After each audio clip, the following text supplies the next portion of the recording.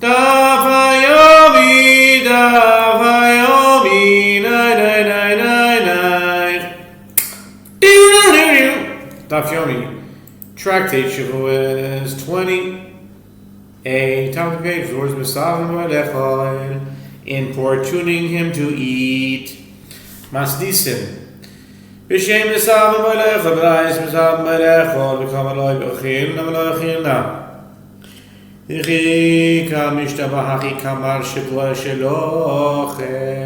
Gemara explains, the Mishnah here is referring to a case where others are not importuning him to eat. Therefore, his oath should be understood literally, as obligating himself to eat. The external Mishnah in Tractate Nedarim is referring to a case where others are importuning him to eat, and he is saying, I will not eat, I will not eat.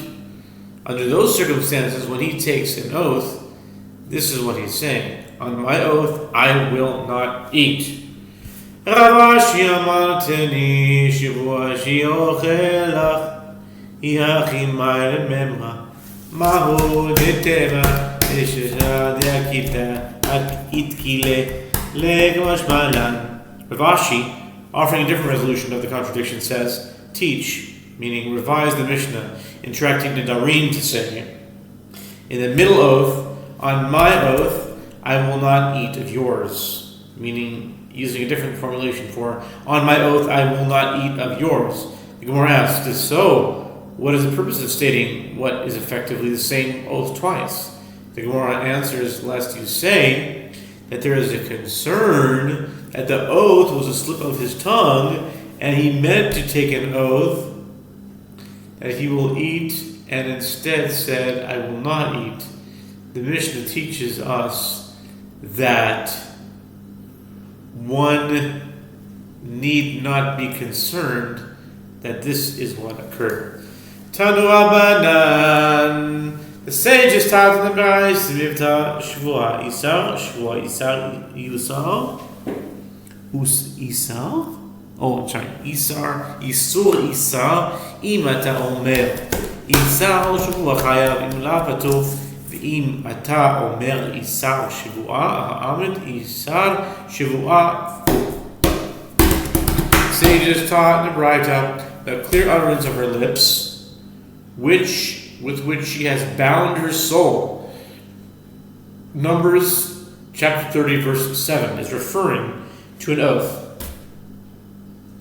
And a bond with which she has bound her soul. Numbers 30, verse 5 is also referring to an oath with regard to the prohibition invoked by the word bond. If you say a bond is an oath, he is liable, but if not, he is exempt.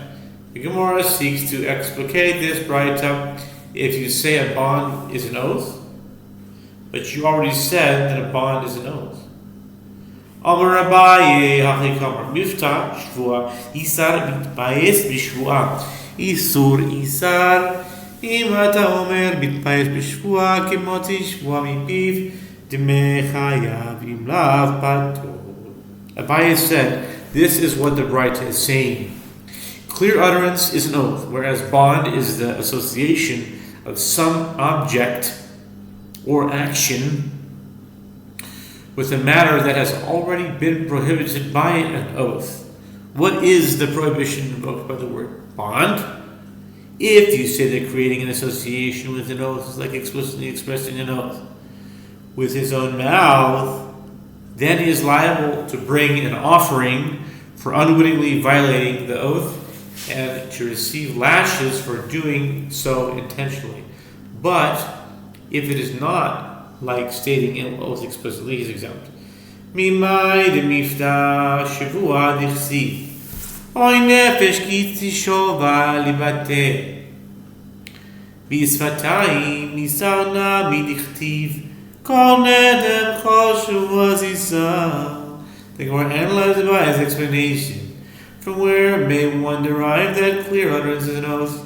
One derives it from the verse written with regard to an oath on utterance, as it is written, or if anyone take an oath to clearly utter with his lips. Leviticus 5:4. The Gemara asks, isn't bond also referring to an oath? As it is written, every vow and every oath of a bond to afflict the soul, her husband may let it stand, or her husband may make it void. Numbers chapter 30, verse 14. Ela mimai di samit ba'ez b'shvuahu dichsiv o asara isara anasha b'shvuah. Rather, from where may one derive that a bond is the association of some object or action with another matter that has been prohibited by an oath? One may derive it from the verse as it is written, or bound her soul by a bond with an oath. Numbers 30:11, which indicates that the bond is associated with a pre-existing oath. Mivatena biha kesiv, echol asher yivateh adam yeshua. The Gemara asks, isn't the term clear utterance also associated with an oath in a verse, as it is written, whatsoever it be, that a man shall utter clearly with an oath? Leviticus 5:4. Ela, Amar Abaye, Mifta Shvuah Mehacha.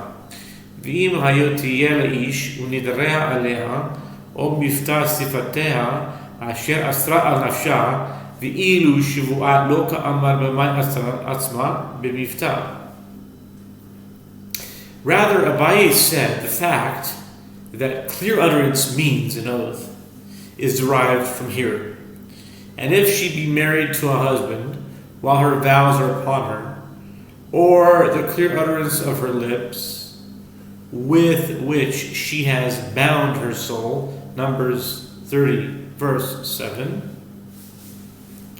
while in that verse it does not state oath, with what does she impose a prohibition upon herself? She does so with clear utterance, indicating that clear utterance is referring to an oath. Ramal oilam, ein malach mitpayis b'shvuah lav kemot yeshua mi piv dame v'yachar kamavim l'shvuah yisana b'shvuah Yisrael disar itiro katuv b'neder shvuah hotzi b'lashon neder b'lashon shvuah. Rava said, actually, I will say to you that association with an oath is not like expressing an oath with one's own mouth, and this is what the halacha is saying. Clear utterance is an oath. Bond can also be an oath, but it is ambiguous. The verse placed the wording of the prohibition of a bond between that of a vow and that of an oath. Therefore, if one expressed a bond with the language of a vow, it is a vow. If one expressed it with the language of an oath, it is an oath. Hechanitilu, hechanitilu, hechanitilu, down, down, down, down, down, do, do, do, do. Hechanitilu, hechanitilu, dai, dai, dai, dai, dai, hechanitilu. Im bais isha, im bet isha nidara or asra, isa anasha b'shvuah v'gomer. The Gemara asks, where did the verse place the word for bond between a vow and an oath? The verse says, and if she vowed in her husband's house or bound her soul by a bond with an oath. Numbers 30, verse 11. Ve'azdu litamayu ditmar mitpayes b'shvuah Abai amar kemotzi shvuah mipiv dameh. The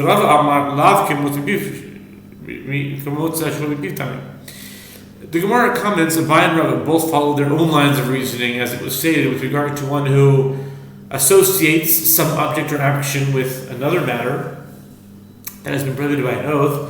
Abai says it is like explicitly expressing an oath with his mouth, and Rava says it is not explicitly expressing an oath with his mouth. Meisvei eize isara amar b'toira amar elai shelo ochel b'sabe shelo yishte ayin כיום שמת בו אביו, כיום שמת בו פלוני, כיום שנהרג בו גדליה בן אחיקם, כיום שנשאלה בחורבניה אסור. ועל שמואל הוא שנדורו במאוסריהם. The Gemara raises an objection from a Braita.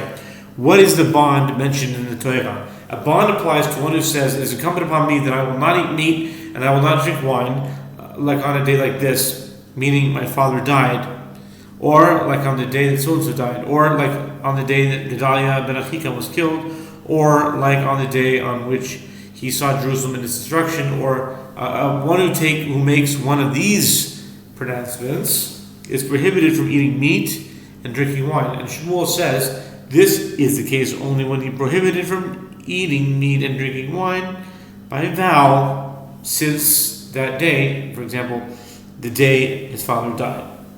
The Gemara explains the objection. Granted, according to the opinion of Abaye, from the fact that a vow that one associates with another vow is considered a vow, as Shmuel's ruling demonstrates, one may conclude that an oath that one associates with another oath is considered an oath. And now we're moving on to Daf 20b, on top of the page, top of the base, top of the page with the words Ella l'Rav Akashi. But according to Rav's opinion, that association with an oath is not considered an oath, the Braita poses a difficulty, as it indicates that association with a vow is considered a vow. A corresponding rule should apply to an oath.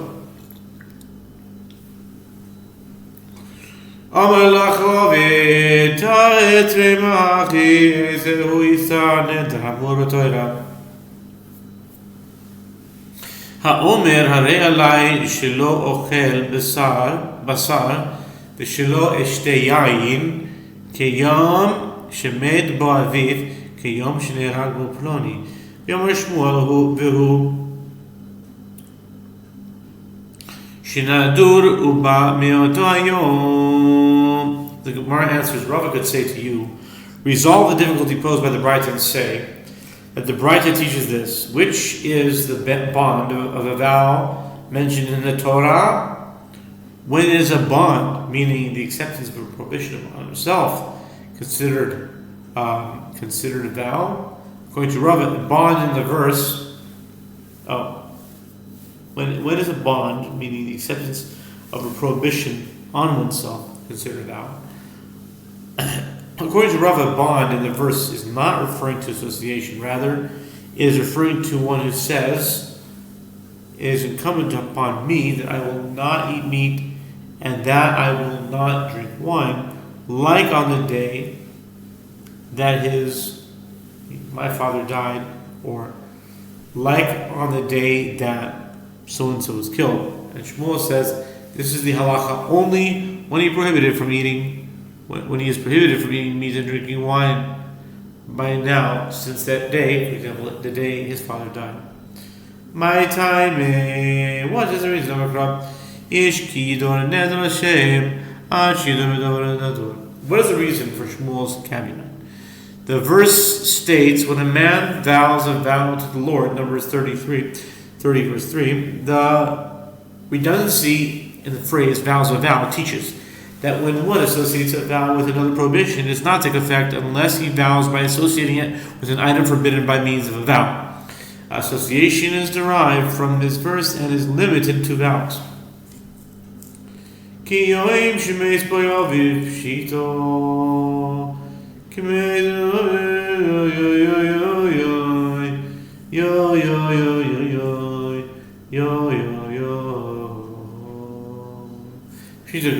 כיום שנהג בגדה ולכי גם יצטרך סגדה את זולת דמינו כיוון דלו נזר נמי לאסור כי נדר נמי לא הווה לאסור והלאו וספייס בנזר הוא כמשמע בה. The Gemara discusses the Braita, one who says, it is incumbent on me that I will not eat meat and I will not drink wine like on the day that his father died. The Gemara asks, isn't it obvious that he is prohibited from eating meat and drinking wine? Why does the bride need to mention the specific example of a vow concerning the day his father died? The Gemara answers, it was necessary that the bride to state that the vow takes effect for the sake of the other example, like on the day that Gedaliah ben Achikam was killed. Otherwise, it may enter your mind to say, since even if it did not vow to refrain from eating meat or drinking wine on the day that they would be prohibited for him to anyway, as it is a public fast day, and when he did vow to refrain from eating and drinking on the day, the prohibition of the vow would take effect on him, and that subsequent vows and that subsequent vow would then not be associated with a vow, but with an extraordinary prohibition. Therefore, the Brisa teaches us that the vow made on the fast day takes effect, and the second vow can be associated with it. Esri Rabbi Yochanan Sofer lehalabe v'chi asav Rabbi Amar Rabbi Yochanan Mifta ochel lecha Mifta lo ochelach Isar lo ochelach Shevuos. The Gemara comments of Yochanan also holds, of course, within the opinion of Rala, that the bond is not an association with an oath, but an oath itself. As when Ravin came from Eretz Israel to Babylonia, he reported that Rabbi Yochanan says, if one says, "Be my clear utterance," or "I will not eat of yours," or "On my bond, I will not eat of yours," it is an oath. Ki amar Dimi amar Rabbi Yochanan ochel lo ochel sheker ve'azarteh mehacha lo tishba'u b'shmi l'sheker achalti v'lo achalti sham ve'azarteh mehacha lo tisa et Shem Elokecha l'shav.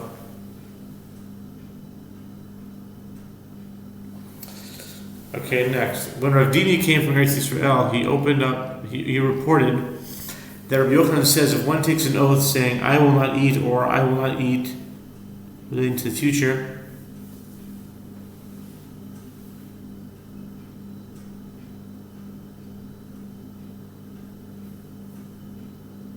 okay, we're holding, and is not fulfilled as a false oath, and its prohibition is in the Torah is from here. And you shall not take an oath by my name falsely, so that you profane the name of your God and Lord. Leviticus 19:12. If one takes an oath saying, "I ate," or "I did not eat," relating to past actions, and it is a lie, it is an oath taken in vain, and its prohibition in the Torah is from here. You shall not take the name of your Lord your God in vain, for the Lord will not absolve the guilt that he takes his name in vain. Exodus 20:7. Konamos Oved below Yacher. The Dini continued with regard to vows where one states that an item is forbidden, like an offering, if he subsequently derives benefit from that item, one violates the prohibition. When a man vows to the Lord or takes an oath to bind his soul with a bond, he shall not break his word. He shall do according to all that proceeds out of his mouth. And now we turn on to 29, meaning, right? Horios, page. Hold on a second. Or are we in the second page? Scratch that.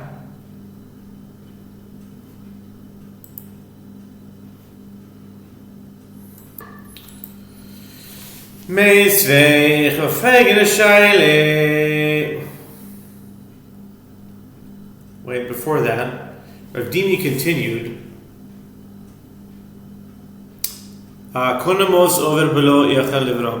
Rav Dimi continued with regard to vows where one states that an item is forbidden, like offering, like an offer konamot, if he subsequently derives benefit from that item, one violates the prohibition when a man vows to the Lord, or takes an oath to bind his soul with a bond, he shall not break his word, and he shall do according to all that proceeds out of his mouth. Numbers 30, verse 3. Meisvei, I will ask you a question. Shavet sheker, ein echad hein, my love, mid b'shah l'shavad, aval sheker nami l'shavad, alma achalti, v'lo achalti sheker. The Gemara raises an objection for the prohibitions against taking an oath in vain and taking a false oath are one. Okay. The Gemara suggests, what is the Braita? Is the Braita not teaching that if an oath taken in vain refers to the past, a false oath is also refers to the past? Apparently the statements I ate and I did not eat are both false oaths, contrary to Rabbi Yochanan's statement that a false oath is one that relates to the future. Okay.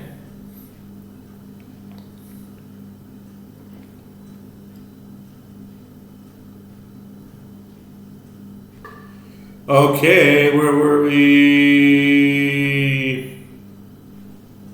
Midi Iriya Hadiki Isa Vahadiki Isa Mai Davar Echad Hain Dibur Echad Nemru Keditania Zachor Vashamar Dibur Echad Nemru Ma Sheinu Yachol Apel Daber Ma Sheinu Ozin Yachol Ishmoa. The Gemara answers, are these cases comparable?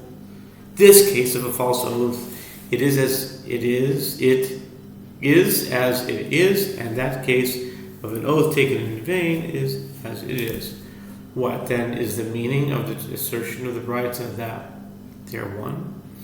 It is that both were spoken in a single utterance at the giving of the Torah, like that which is taught in the Braita. Remember the Sabbath day to keep it holy, Exodus 20, verse 8, and observe the Sabbath day to keep it holy, Deuteronomy 5:12. Were spoken in one utterance in a manner that the human mouth cannot say and that the human ear cannot hear. Bishlam mahastam b'dibur echad nemru k'deravad bar ahava ziyam rav ada bar ahava nashim chayavos b'kedush hayom davar Torah Amra kra zechor v'shamar kol sheyeshnom b'shmira yeshnom b'zechira v'hane v'shehoyel v'itanu b'shmira itanu nami b'zechira ela acha lemay hilchata mibayale. The Gemara asks, granted, there, remembered and observed were spoken in a single utterance in order to teach the halacha that Rav Ada bar Ahava says. As Rav Ada bar Ahava says, women are obligated to recite Kiddush, sanctifying the seventh day, by Torah law, even though it is a positive time-bound mitzvah, since the verse states, remember and observe, indicating that anyone who is obligated to observe is prohibited from performing labor on Shabbat. It is obligated to remember by reciting Kiddush. And these women, since they are obligated to observe, they also are obligated to remember. But here, with regard to the prohibitions against taking a false oath and taking an oath in vain, for what halacha is it necessary for them to have been spoken in a single utterance? Ella kishem shelo yikal shav kach lo yikenam yal sheker.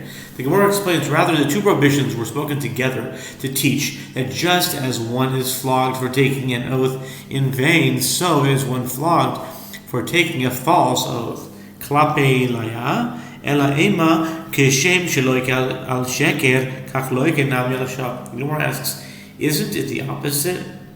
It is clear that one receives lashes for taking a false oath about the future, which one violates with an action, but an oath taken in vain about the past is merely a verbal pronouncement. Rather, say like this, just as one is flogged for taking a false oath, meaning violating one's oath about the future, so is one also flogged for taking an oath in vain. Pshita, the one thus is very obvious. Pshita, high lav. The